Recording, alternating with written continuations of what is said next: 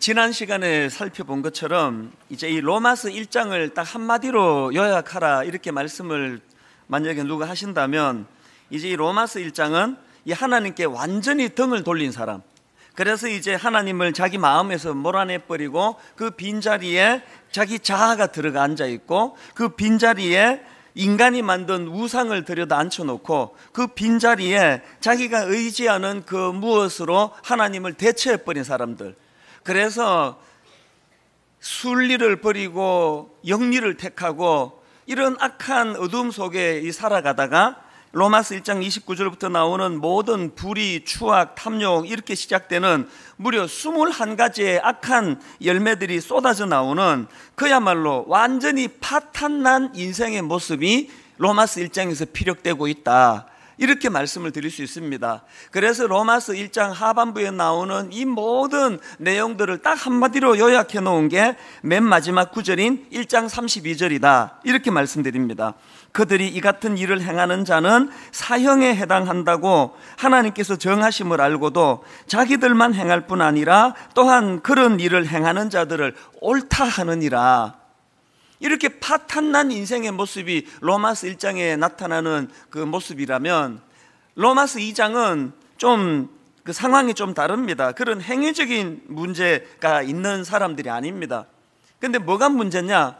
행위적으로는 로마서 1장과 같은 파탄난 자리에 빠지지는 않을지 몰라도 이 로마서 2장에 나오는 부류의 사람들은 오히려 자기들이 알량한 그 조금 있는 도덕심, 또 조금 선량한 어떤 태도, 이런 것들 때문에 남을 함부로 대하고 무시하고 비판하고 교만하고 이런 마음의 그 태도를 가지고 있고, 그리고 더 중요한 것은 그런 알량한 자기의 그 조그만한 선한 행위, 도덕심을 의지해 가지고 자기를 지나치게 의지해서 나는 복음이 필요 없다, 난 로마서 1장에 해당이 안 된다, 나는 내 스스로 그냥 뭐 십자가 이런 거 필요 없고 조금만 뭐 개선을 하면 나는 완벽하게 될 수 있는 사람이다, 그렇게 복음을 거부하는 자리에 빠지는 사람들이 로마서 2장에 해당되는 사람들인데, 이런 우월감과 교만을 갖고 나타나는 로마서 2장의 모습의 양상, 그 중에 유대인들이 바로 이 2장에 해당되는 대표적인 사람들이다, 이렇게 제가 정리를 해드렸습니다. 그래서 이제 이 로마서 2장의 전개를 쭉 보면은 벌써 2장 1절의 시작 자체가 그러므로 해서 이제 1장과 2장을 연결하는 접속사로 시작하는 게 뭐겠습니까? 2장에 있는 사람들을 무섭게 질타하면서 하는 이야기가 뭐냐 하니까, 너희들이 1장에 그 완전히 파탄난 인간들보다 조금 더 도덕적이고 조금 더 윤리적이고 조금 더 행위가 괜찮다고 해가지고 너희들은 심판을 면할 거라고 생각하면 오해다. 이 그러므로라는 이 접속사로 통해 연결하는 게 뭐냐, 1장에 있는 그 행위가 아주 맛이 간 그런 사람들이나 2장에 조금 행위가 선하지만 그걸 가지고 그냥 교만해져 가지고 우월감에 빠져서 남을 무시하고 복음을 받을 생각을 안 하는 너희들도 똑같이 심판의 대상이다, 이게 2장에서 나오는 말씀의 요지예요. 그래서 이제 이 2장에 보면은 얼마나 그 영적 우월감과 교만에 빠진 그들을 무섭게 질책하는지 모릅니다. 2장 3절을 보십시오. 이런 일을 행하는 자를 판단하고도 같은 일을 행하는 사람아, 내가 하나님의 심판을 피할 줄로 생각하느냐? 그 알량한 너희들의 그 선한 행위 몇 가지, 이걸로는 안 된다, 너희들도 똑같은 심판의 대상이다, 그런 이야기 아닙니까? 또 14장 10절에 보니까 내가 어찌하여 내 형제를 비판하느냐, 어찌하여 내 형제를 업신여기느냐, 우리가 다 하나님의 심판대 앞에 서리라. 제가 지난주에 이제 이 구절을 가지고 인용을 해서 설명을 드리면서 해석을 이렇게 해드렸습니다. 이 구절은 남을 업신여기면서 또 남을 무시하면서 이렇게 비판하는 거는 이게 심판대에 설 만큼 무서운 죄다, 제가 이렇게 설명을 해드렸는데 집에 가서 생각하니까 이게 낌새가 좀 이상하더라고요. 그래서 그 다음날 아침에 제가 새벽에 일찍 일어나가지고 겸손히 이 말씀을 다시 보니까 이게 그런 뜻이 아니에요. 이게 그 지난주 그 설명은 다 잊어주세요. 이게 그런 뜻이 아니고요, 네가 그냥 남을 막 무시하는 태도, 업신여김을 태도로 가지고 그렇게 비판하면 그것 때문에 너 심판대에 쓴다, 이런 뜻이 아니고, 이 구절은요, 니나 쟤나 1장에 완전히 파탄난 개나 조금 도덕적이라는 너나 누구나 심판을 면할 수 없다. 똑같이 심판을 면할 수 없는 주제에 무슨 남을 비판한다고 하느냐, 이 그런 뜻이더라고요. 제가 월요일 날 새벽에 아찔하더라고요. 이거 어떻게 수습해야 되나. 뭐 우리끼리 그냥 하는 그냥 설교면은 그냥 뭐 식구끼리 미안하다고 하면 되지만 인터넷으로 많은 분들이 설교를 들을 텐데 이걸 어떻게 수습해야 되나. 그래서 사실 뭐 모른 척하고 그냥 지나가자. 아마 대부분이 틀린 걸 잘 모르고 넘어갈 거라 그렇게 하고 제가 가려고 했는데 내 양심이 계속 저를 격동시켜가지고 이거를 내가 사과해야 되겠다 그렇게 이제 생각하고 지금 이제 정정해 드리는 거예요. 지난주 그 설명은 완전히 그 머리에서 지워주시고요. 이게 이제 주일날 새벽에 막 마음은 조급한데 이 이제 적절한 이제 그 구절을 찾다가 이게 눈에 확 들어와가지고 이걸 깊이 잘 검토 안 하고 인용을 했더니 이렇게 잘못 인용한 거예요. 아마 뭐 예전에도 이렇게 엉터리로 해석한 게 뭐 많았을 거예요. 여러분 다 알지만 이제 눈 감아준 거겠죠? 그래서 제가 앞으로도 여러분이 제가 이렇게 막 잘못 해석을 하면 아이고 저게 또 새벽에 급하게 준비했구나 이렇게 받으시면 됩니다.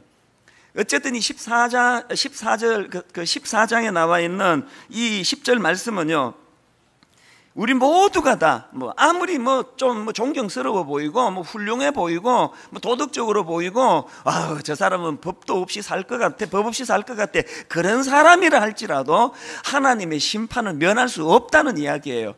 그런데 누구를 비판하겠느냐. 저는 이 구절을 읽다가요, 예전에 그 어느 책에서 재밌는 이야기를 읽었는데요, 어느 초등학교 교실에서 이제 구구단 시험을 본 거예요. 뭐 1학년인가 봐요. 이 구구단이에요. 8 곱하기 7은 얼마입니까? 뭐 이런 식으로 이제 초등학교 저학년에서 이제 수학 이제 문제를 낸 거예요. 산수 우리로 치면. 여러분 그 8 곱하기 7이 얼마입니까? 56 아닙니까? 근데 A라는 아이는 그 56이 정답인데 54라고 썼고요, B라고 하는 아이는 54가 정답인데 얼토당토하게 47이라고 쓴 거예요. 둘 다 틀린 거 아닙니까? 그래서 선생님이 채점하다가 둘 다 이제 빵점을 준 거예요. 그랬더니 54라고 쓴 그 아이가 문제지를 들고 선생님한테 가서 항의를 하더라는 거예요. 아니 선생님, 저는 지금 정답에서 2밖에 차이가 안 나는 54를 썼는데 쟤는 완전히 틀린 47, 이게 지금 9나 차이가 나는데 둘 다 똑같이 빵점 주는 건 너무하시는 거 아닙니까? 그렇게 항의를 하더라는 거예요. 이게 뭐 웃기려고 지어낸 이야기 아닙니까? 뭐 대부분 웃지도 않으시는데요. 근데 저는 그 이야기가 참 머리에 각인이 되는 게 뭐냐면, 지금 로마서 2장에 나와 있는 그 유대인들의 모습이 바로 지금 이 시험자들과 항의하는 그 어린애와 같은 어리석음이라는 거예요. 완전히 하나님의 법도에서 뭐 완전히 벗어났거나 조금 벗어났거나 하나님 앞에서는 그 모두가 다 심판의 대상이라는 거예요. 참 가슴 아픈 건요, 오늘 이 시대에도 교회 안에 난 로마서 2장의 사람이야, 저게 인간이야 저게? 심지어는 교회 안에 있는 사람들끼리 큐티 좀 한다고, 자기가 말이야 성경 좀 읽는다고. 그러면서 새벽기도 나오는 그걸 가지고 우월의식에 빠져가지고 뭐 입만 떼면은 뭐 한국 교회는 이래서 안 돼, 한국 교회는 문제가 많아. 이게 바로 지금 자기는 지금 2밖에 차이가 안 난다고, 9 차이 나는 저하고 나하고 같이 취급하시느냐고 항의하는 그 어리석은 아이와 같은 그런 모습이라는 것입니다. 그래서 저는 이 로마서 2장 1절 그런 분들에게 주시는 이 주님의 무서운 경고를 다시 한번 들어보십시오.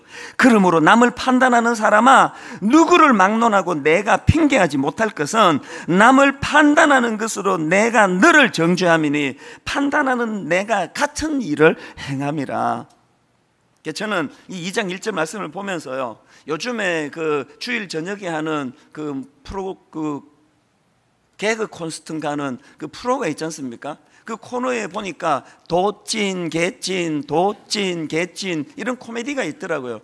이제 저희는 뭐 TV가 없고요, 보통 그 시간에는 저는 자는 시간이기 때문에 이걸 인터넷으로 이제 한 번씩 보는데 그게 참 흥미롭더라고요. 왜냐하니까 몸을 건들건들 한 4-5명이 나와가지고 도찐 개찐 그러면서 이제 정치가들을 비웃고 또 이 배운 사람들 식자들을 비웃고 뭐 이러면서 그게 굉장히 이게 인기가 있더라고요.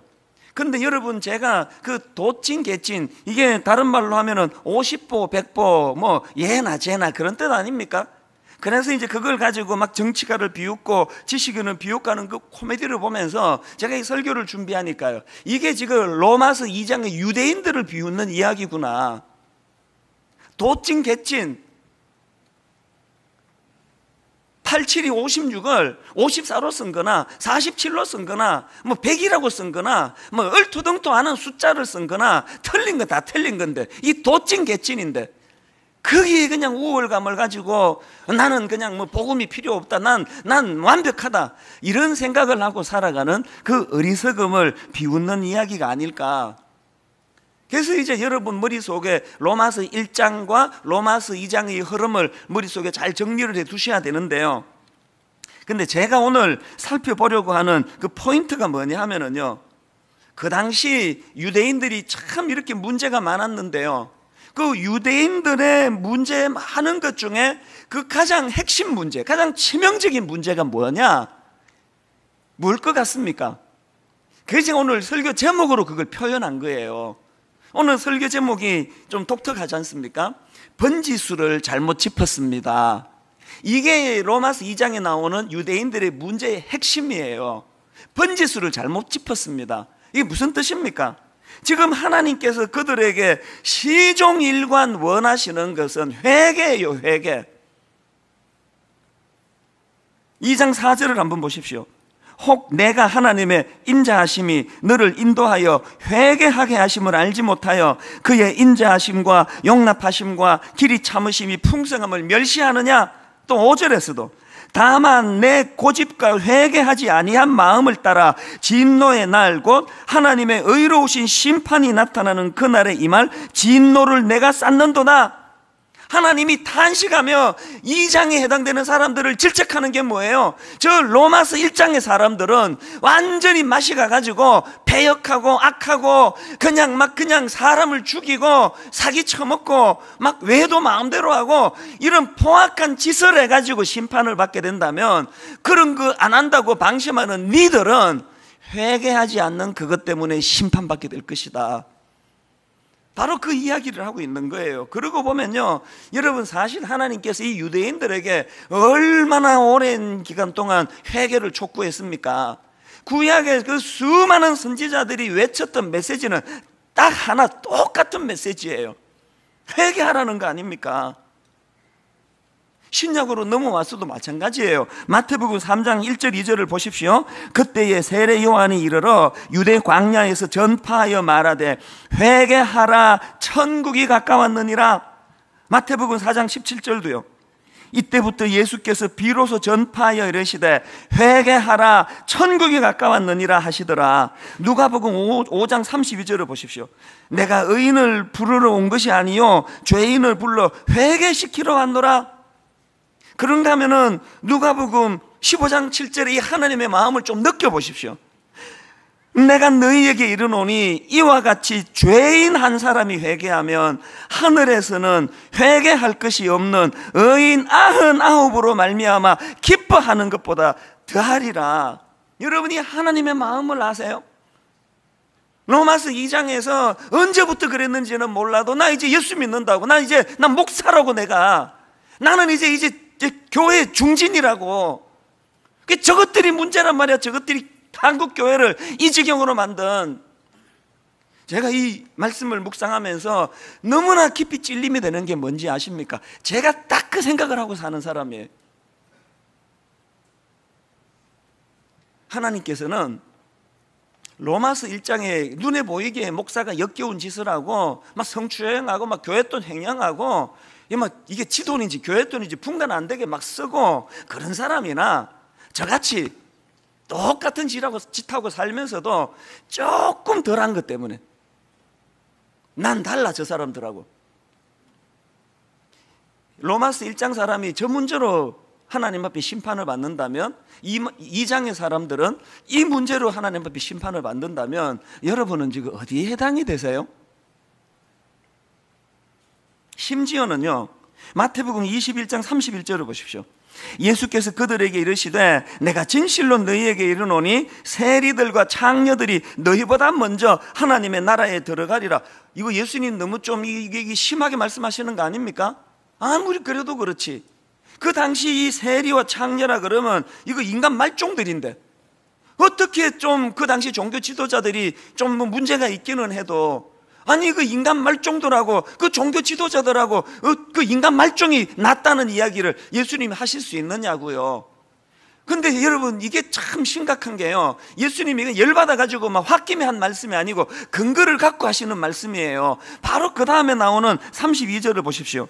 요한이 의의 도로 너희에게 왔거늘 너희는 그를 믿지 아니하였으되 세리와 창녀는 믿었으며 너희는 이것을 보고도 끝내 뉘우쳐 믿지 아니하였도다. 하나님의 초점, 하나님의 기준은 그가 얼마나 선량하고 얼마나 도덕적이고 얼마나 존경받을 만한 일을 하느냐는 이것도 중요하지만, 더 중요한 하나님의 기준은 뭐라고 말씀하십니까? 얼마나 그가 하나님을 의지하느냐, 얼마나 하나님께 전적으로 신뢰하고 매달리느냐.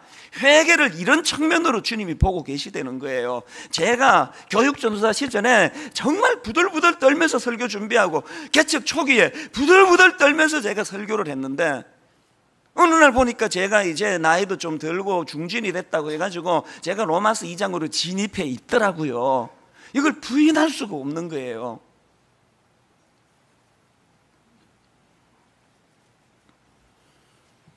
제가 보기에 오늘 여기 예배 드리러 오신 분들 중에는요, 로마서 1장에 해당되는 인간 말종은 없습니다. 혹시 계세요? 안 계실 거예요. 아마 로마서 1장에 나오는 그런 부류의 분들은 안 계세요. 그러나 우리가 위험한 거는 나는 그런 종류가 아니라고 생각하면서 자기도 몰랐는데 어느 날 보니까 로마서 2장에 올라타 앉아 있는 거예요. 맨날 그냥 뭐 비판하고 지적하고 저것들이 문제야, 저것들이요. 한국 교회가 문제란 말이야. 그렇게 막 떠드는 내면에는 자기는 그렇지 않다니까 그렇게 이야기하는 거 아닙니까? 여러분, 우리가 이 장에서 지적하는 그 무서운 너희들의 그 알량한 그 선행 몇 가지가, 그 종교적인 열심이, 이게 너희들을 구원할 수 있는 게 아니야. 이게 너희들의 알량한 그런 뭐 그냥 조금 그 도덕심 있는 그걸로는 이게 너희들을 구원해 줄 수 있는, 심판을 면하게 해줄 수 있는 능력이 아무것도 없다. 오늘 이 말씀이 저와 여러분에게 진지하게 찔림이 되는 말씀이 되기를 바랍니다. 하나님이 원하시는 건 그게 아니에요. 그래서 제가 이 번지수를 잘못 찾았다는 거예요. 오늘 번지수를 잘못 알고 신앙생활하는 분들이 유대인들 뿐이겠습니까? 그리고 더 심각한 건요, 그 당시 유대인들이 이렇게 번지수를 잘못 짚은 건 또 문제지만 더 큰 문제가 뭐냐? 오늘 제가 다루고자 하는 포인트가 그건데요, 그들은 자기들의 문제를 하나님 앞으로 가지고 나가 하나님과 직면하고 하나님과 문제를 해결하고 하나님 앞에 그것을 갖고 나아가는 이 방식을 택하지 않고 자기 스스로 문제를 해결하는 방식, 선한 일을 통하여, 선행을 통하여, 율법을 지키는 걸 통하여 자력으로 이것들을 노력해서 이 문제를 해결하려는 어리석음을 범했다. 이걸 지난번에도 한 말씀드렸는데 상담학에서 이거를 이 용어를 직면이라 그럽니다. 직면. 이 직면이라는 상담학 용어가 무슨 뜻인가를 아시려면요, 창세기 3장 8절을 보면 금방 아마 느낌이 오실 거예요. 아담과 하와가 범죄한 이후에 3장 8절에서 어떤 태도를 취합니까? 그들이 그날 바람이 불 때 동산에 그니시는 여호와 하나님의 소리를 듣고 아담과 그의 아내가 여호와 하나님의 낯을 피하여 동산나무 사이에 숨은지라. 지금 여러분, 아담과 하와가 하나님께서 거마신 선악과를 따먹었습니다. 자기를 믿고 그 모든 동산의 것들을 주인처럼 다 위임해 줬는데 아담이, 하와가 그 하나님의 약속, 계약을 파기해 버린 거예요. 그 문제가 발생한 거예요. 그럼 어떻게 해야 됩니까? 하나님께 너무 죄송하지만 이 낯짝을 들 수가 없지만, 입이 안 떨어지지만 그 문제를 가지고 어떻게 해야 돼요? 하나님께 나아가 하나님께 이 문제를 해결해야 돼요. 이게 회개예요. 하나님 말씀하시는. 그렇게 하는 것을 상담학 용어로 직면이라 그럽니다. 그런데 아담과 하와는 그렇게 하지를 못했습니다. 자기들의 그 문제가 발생한 그것을 어떻게 해요? 하나님께 직면하지 않고 나무 밑에 숨어버린 거예요. 이게 회피입니다. 회피. 여러분, 지금 심리학 책이나 또 상담책 이런 것들을 보면은요, 오늘 현대인들이 갖고 있는 수많은 복잡한 문제들, 그 문제들의 가장 깊은 뿌리 속에는 인간 내면에 자리 잡고 있는 이 직면하지 못하는 태도. 그래서 부부간에 문제가 생겨요. 한쪽이 뭐 외도를 하거나 한쪽이 막 그냥 몰래 막 빚을 엄청 지거나 뭐 이렇게 문제를 이제 유발시키는 일이 일어나면은 이제 서로가 이제 그거를 이제 회피하는 거예요. 적당히 덮어두고 골치 아프니까. 그래서 지금 여기도 계실 거예요. 몸은 부부가 앉아 있지만 사실은 이게 남남이에요. 방 따로 쓰고 골치 아픈 얘기는 피하고. 여기서부터 모든 문제가 시작이 된다는 거예요. 이 직면하지 않는 태도.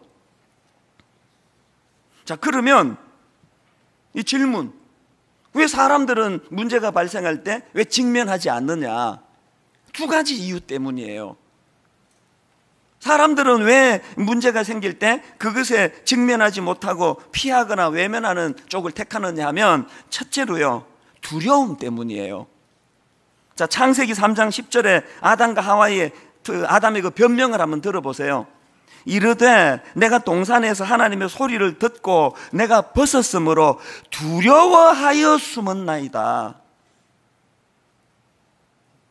그 중학교 애가 이번 기말고사를 봤는데 시험을 완전히 망쳐버린 거예요. 그럼 어떻게 해야 됩니까?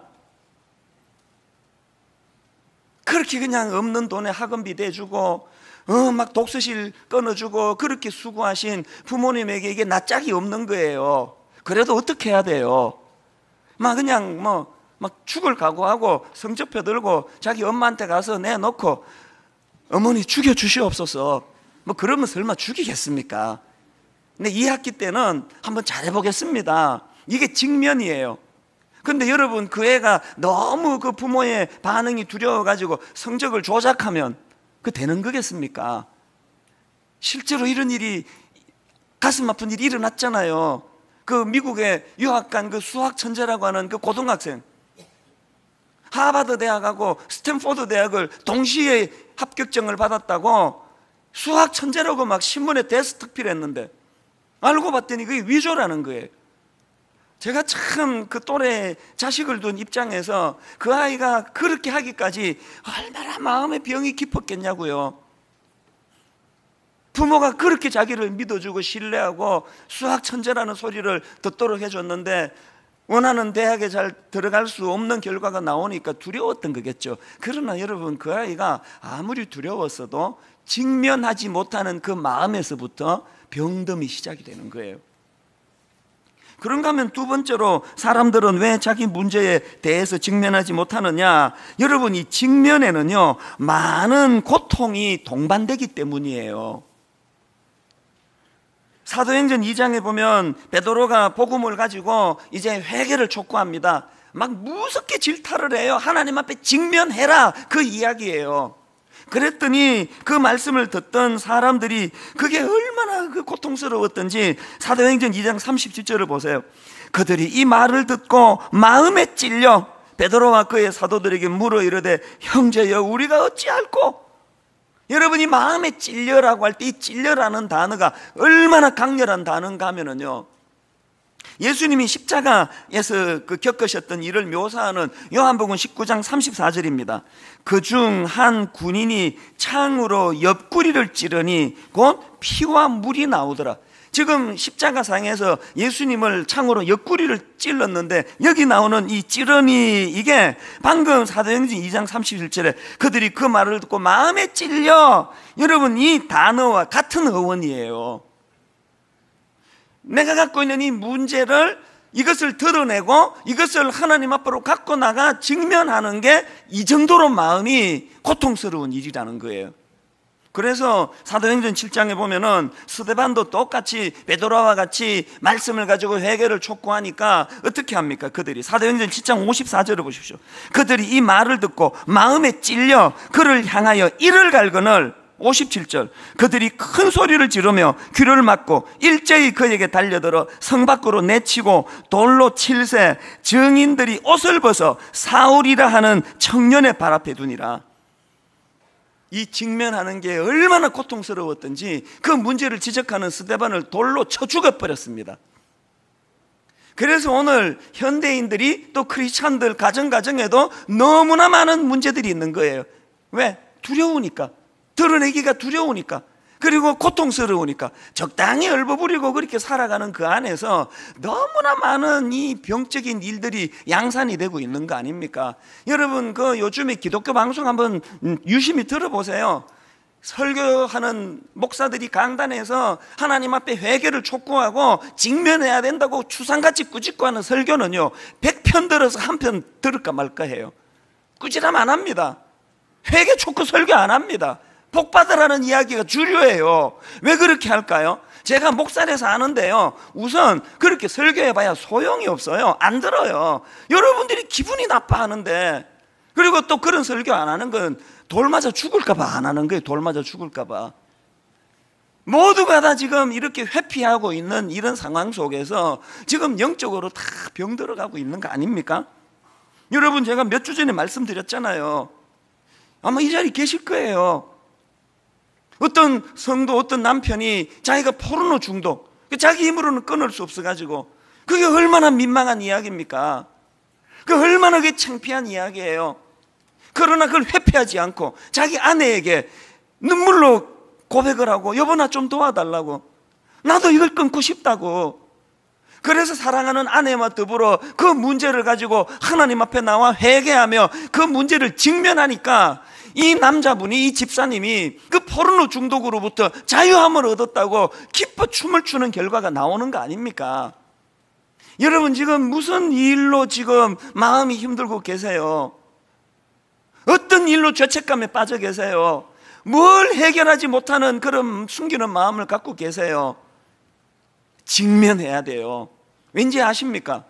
우리가 이것을 드러내고 하나님 앞에 회개하고 직면하는 것도 이게 창으로 옆구리를 찌르는 것 같은 고통이지만요, 그럼에도 이 직면을 해야 되는 것은 이것을 적당히 덮을 때 더 큰 고통이 찾아오는 거예요. 다윗을 한번 보십시오.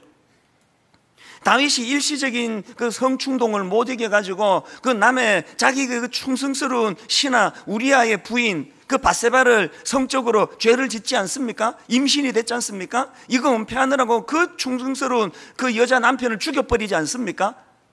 그 짓을 저지르고도요 다윗은 직면하지 않았습니다. 1년이 넘을 때까지 그 은폐했습니다. 자기가 왕인데 누가 그걸 문제를 제기하느냐고요. 1년이 넘도록 아무도 제기 못했습니다. 겉보기에 이제 다 해결이 된 것 같아요. 창피도 안 당하고 잘 숨기는 것 같은데 본인 얘기를 한번 들어보세요. 여러분 다윗이 쓴 시편 32편 3절 그 고통을 한번 들어보세요. 내가 입을 열지 아니할 때에 종일 신음함으로 내 뼈가 쇠하였나이다. 개역 성경으로 보니까 내가 토설치 아니할 때에 종일 신음함으로 내 뼈가 쇠하였나이다. 오늘 여기 뼈가 쇠하여 가는 분 안 계세요? 안 들켰는데? 저 같은 목회자들은요 막 이렇게 해서는 안 되는 짓을 하다가 안 들켰다고 해가지고 이게 대수가 아니에요. 안 들키면 뼈가 쇠해요. 뼈가. 제가 성경 잘못 한 구절 해석 잘못해가지고 그렇게 인용 잘못한 이것도요 사실 이걸 내가 밝힐까 말까 그러면 그냥 모르고 넘어가면 다 모를 텐데 새삼 이걸 끄집어낼 필요가 있나? 이것도 용기가 필요하다. 이것도. 그러나 여러분 제가 이걸 직면하지 않고 은폐하느라고 그냥 막 얼렁뚱땅 갖다 붙이고 원래 뜻은 그렇지만 또 이렇게도 해석이 된다고 막 갖다 붙이고 이렇게 하면서 이게 더 문제가 심각해지는 거예요. 그냥 아까 그냥 툭 내뱉고 나니까 다 해결이 된 거 아닙니까? 혹시 여러분 중에 저렇게 실력 없는 목사에서 교회를 옮겨야 되겠다, 그런 분 계세요? 안 계실걸요? 우리가 이걸 이렇게 드러내는 것, 직면하는 게 이게 좀 수치스럽고 좀 창피하고 좀 부끄럽고 하다 할지라도, 이게 좀 고통스럽다 할지라도, 그래서 이걸 은폐하게 될 때는 더 큰 고통이 찾아온다는 것. 하나님은 이걸 원하세요. 우리가 하나님 앞에 정직하게 벌거벗은 영혼을 가지고, 주님, 내 현실이 이렇습니다, 이 장의 사람들에게 하나님 이걸 원하신다는 겁니다. 그래서 로마서 3장 23절에 보면은 모든 사람이 죄를 범하였음에 하나님의 영광에 이르지 못하더니 그리스도 예수 안에 있는 속량으로 말미암아 하나님의 은혜로 값없이 의롭다 하심을 얻은 자 되었느니라. 무슨 뜻입니까? 로마서 1장과 같은 삶은 사는 인생 파탄자 같은 사람이나 저나 여러분같이 그냥 고상하고 우아하게 죄도 안 짓고 사는 것처럼 그렇게 살아가는 저 같은 인간이나 도찐 개찐 모두가 다 복음이 필요하다, 모두가 다 십자가 없이는 자력으로 구원받을 수 없는 인생이다. 오늘 이 말씀을 바울이 눈물로 호소하는 거 아닙니까? 저는 이 설교를 준비하다가요, 어제 밤이에요, 불쑥 오래전에 읽었던 그 책 하나가 머리를 확 스쳐 지나가는데요, 보통 토요일 저녁은 초다툼이에요. 이 어제도 제가 새벽 한 2시 얼마에 눈이 떠져가지고 설교를 준비해도 시간이 모자라거든요. 그런데 내가 그 책을 놓을 수가 없었어. 그래서 어제 저녁에 그 책을 제가 한참을 읽었는데요, 그 책이 제목이 뭐냐 하니까 나는 예수를 버렸다, 그리고 점점점. 이 제목도 참 독특한데요, 제 후배 목사님이 쓴 책이에요. 그 책에 보면 어떤 대목이 있느냐면은, 이제 베드로가 예수님을 제일 처음 대면하는 그 장면을 다루는 이 누가복음 5장을 가지고 이제 말씀을 풀어나가는데요, 누가복음 5장 한번 보시겠습니까? 시몬이 대답하여 이르되 선생님, 우리들이 밤이 새도록 수고하였으되 잡은 것이 없지만은. 베드로가 예수님을 만날 그 당시는요, 이게 지금 밤낚시 다녀온 거 아닙니다. 고기를 잡아야 이것 가지고 애 학비도 주고, 고기를 잡아야 이걸 또 쌀도 구입하고 고기도 사서 애들도 먹이고, 고기를 잡아야 생계가 연명하는데 고기를 한 마리도 못 잡은 거예요. 주님을 만난 당시로 베드로는 빈배, 실패자예요, 실패자. 그랬는데 그가 주님을 만나고 주님이 4절에서 뭐라 말씀하십니까? 말씀을 마치시고 시몬에게 이르시되 깊은 데로 가서 그물을 내려 고기를 잡으라. 그 주님 말씀을 듣고 베드로가 5절입니다. 시몬이 대답하여 이르되 선생님, 우리들이 밤이 새도록 수고하였으되 잡은 것이 없지만은 말씀에 의지하여 내가 그물을 내리리다 하고, 그랬더니 그 다음 보세요. 그렇게 하니 고기를 잡은 것이 심히 많아 그물이 찢어진지라. 자, 이 장면을 여러분이 한번 그 상상을 한번 해보세요. 주님을 만나러 갈 때는 빈배였어요. 허무, 헛수고, 실패감. 주님을 만나고 고기가 만선이 됐어, 만선. 그럼 여러분 같으면 어떤 반응을 보이실래요? 주님 감사합니다, 다시는 내가 주님 떠나지 않겠습니다. 특히 고기 잡이 할 때는 내가 주님 시키는 대로만 하겠습니다. 내일도 부탁드립니다. 그래야 되는 거 아닙니까? 그런데 베드로의 반응이 너무 이상하다는 거예요. 8절을 한번 보세요. 8절. 시몬 베드로가 이를 보고 예수의 무릎 아래에 엎드려 이르되 주여 나를 떠나소서, 나는 죄인이로소이다 하니. 이게 웬 뜬금없는 이야기예요. 빈배로 허망한 허전한 마음으로 주님을 만났는데, 놀라운 예수 그리스도를 만나가지고 만선에 지금 고기 꽉 찬 배를 만났는데 이게 무슨 문맥에 안 맞는 이야기예요. 주여 나를 떠나라니, 나는 죄인이로소이다. 제가 여러분 왜 어젯밤에 그 책이 떠올랐는지 아십니까?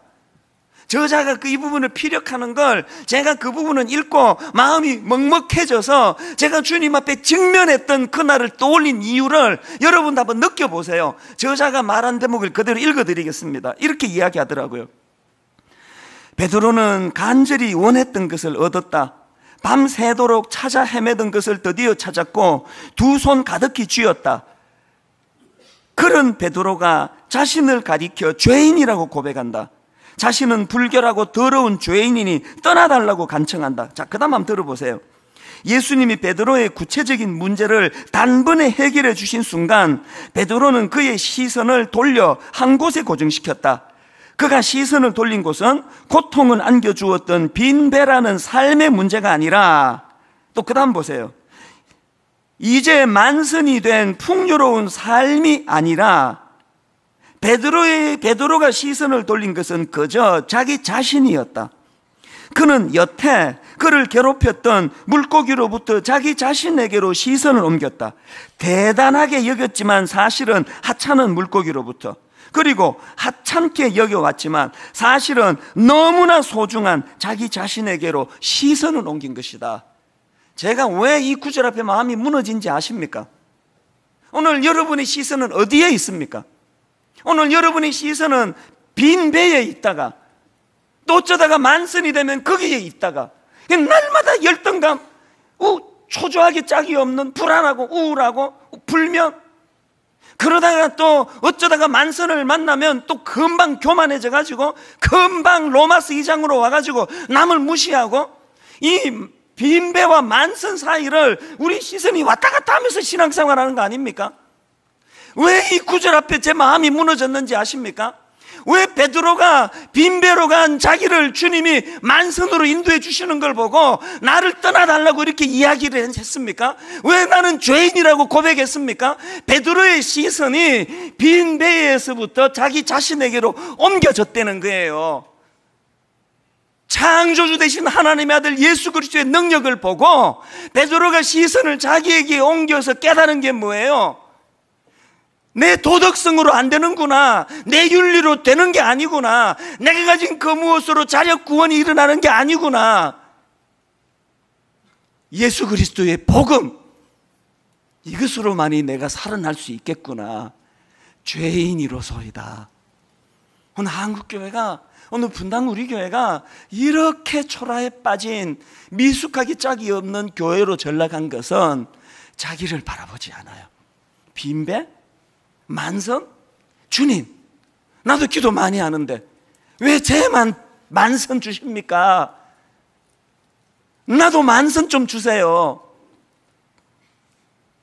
여러분은 여러분에게로 시선이 옮겨가고 계세요? 빈배인데? 초라하게 짝이 없는데? 우울한데?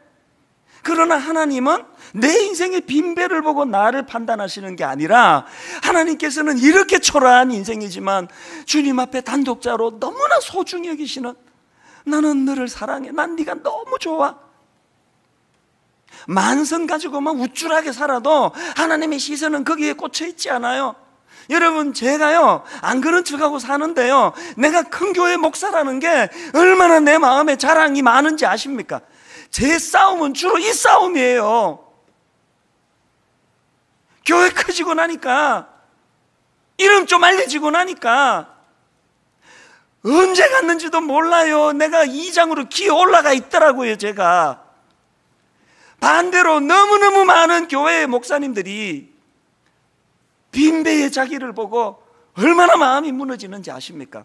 하나님은요 만선을 보는 것도 아니고 빈배를 보는 것도 아니고 우리를 보세요. 나는 네가 이렇게 큰 교회 만들어내서 이쁜 거 아니다, 오해하지 마라. 난 그냥 네가 좋은 거야. 그리고 네가 이렇게 큰 교회를 만들었다고 해가지고 은혜가 필요 없다는 이 생각할까 봐 난 두려운 거야.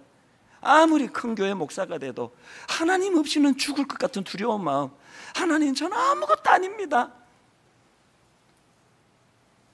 결론을 맺으려고 하는데요, 여러분 무슨 일로 그렇게 마음이 힘드세요? 뭔 일로 그렇게 우울하고 뭔 일로 그렇게 잠이 안 오고 계세요? 혹시 지금 너무 지금 이 빈배에 초점을 두고 계시는 거 아닙니까? 또 뭘 했다고 그렇게 교만하세요 도대체? 그럼 뭘 했다고 그렇게 로마서 2장으로 올라가 가지고 그러십니까? 우리가 가져야 될 시선은 빈배도 아니고 만선도 아니고 하나님 앞에 십자가 자격 없는 나를 구원해 주신 그 은혜, 이 구원의 감격, 그래서 날마다 고백해야 되는 거, 주님 내게는 복음이 필요합니다. 주님 나는 십자가 없이는 살 수가 없습니다. 오늘 결론은 이 찬양으로 드리기를 원하는데요.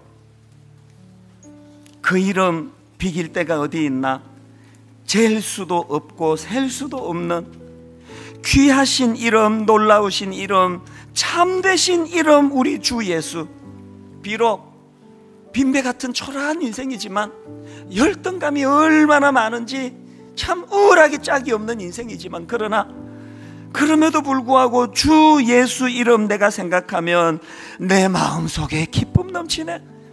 이렇게 보잘것없는 빈배를 보지 아니하시고 내 영혼을 바라보시는 그 주님, 주님 앞에 나는 초라한 인생이 아닙니다. 우리 가사를 생각하시면서 이 찬양 오늘 설교와 더불어 이렇게 부르면 좋겠습니다. 그 이름 비길 데가 어디 있나? 이름 비길 데가 어디 있나? 잴 수도 없고 셀 수도 없는 귀하신 이름, 놀라우신 이름. 여러분 그 이름, 참되신 이름 우리 주 예수. 비록 나는 초라하고 보잘것없지만 주 예수 이름 내가 생각할 때 내 마음 속에 기쁨 넘치네. 우리의 소망 구원 되시는 주.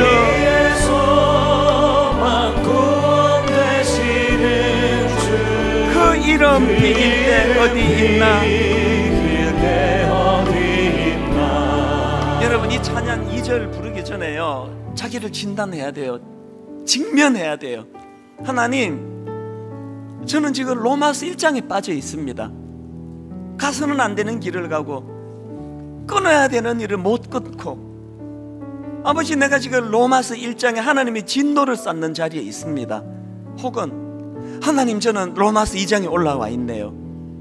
내 안에 있는 교만이 복음을 귀히 여기지 않습니다. 어느 형편인지 모르지만 여러분 다 괜찮습니다. 하나님은 우리가 벌거벗고 주님 앞에 단독자로 설 때에, 직면하게 될 때에 외면치 않으시고 거두어 주시는 줄 믿습니다. 2절 가사를 집중해서 이렇게 찬양합니다. 비탄에 빠진 가련한 영혼이, 비탄에 빠진 가련한 영혼, 슬픔의 안개 걷어치우고 즐거이 새 생명 새 힘을 얻어. 여러분 복음의 능력으로 선포하십시오. 쓰라린 상처 아무렇도다. 그래서 이렇게 찬양합니다. 주 예수 이름 내가 생각할 때 내 마음 속에 기쁨 넘치네. 우리의 소망 구원 되시는 주. 그 이름 비길 때 어디 있나? 주 예수 이름 내가 생각할 때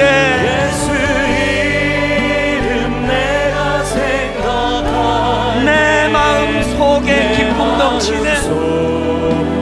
내가 가진 그 무엇 때문에 기쁜 인생이 아니고 예수 그리스도 우리의 소망 구원 되시는 주. 그 이름 비길 때 어디 있나? 주님 사랑해요. 주님 사랑해요. 온 마음과 정성 다해. 온 마음과 정성 다해. 하나님의 신실한 하나님의 친구 되기 원합니다. 친구 되기 다시 한번 원합니다. 주님 사랑해요. 주님 사랑해요. 비록 내가 로마서 1장 타락의 상태에 빠져 있다 할지라도 온 마음과 정성 다해 하나님의 신실한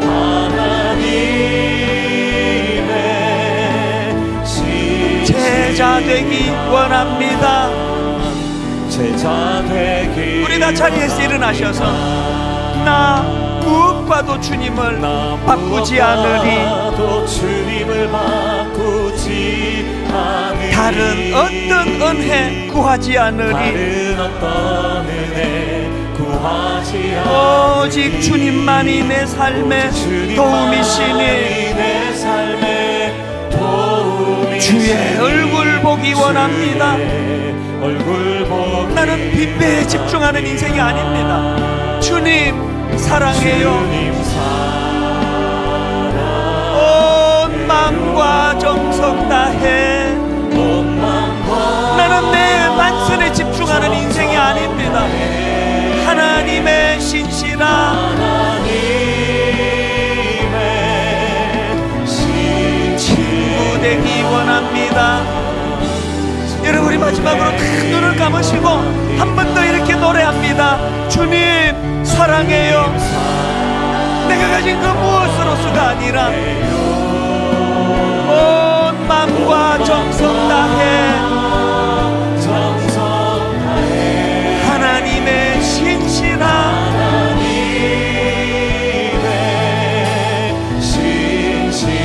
제자 되기 원합니다. 제자 되기 원합니다.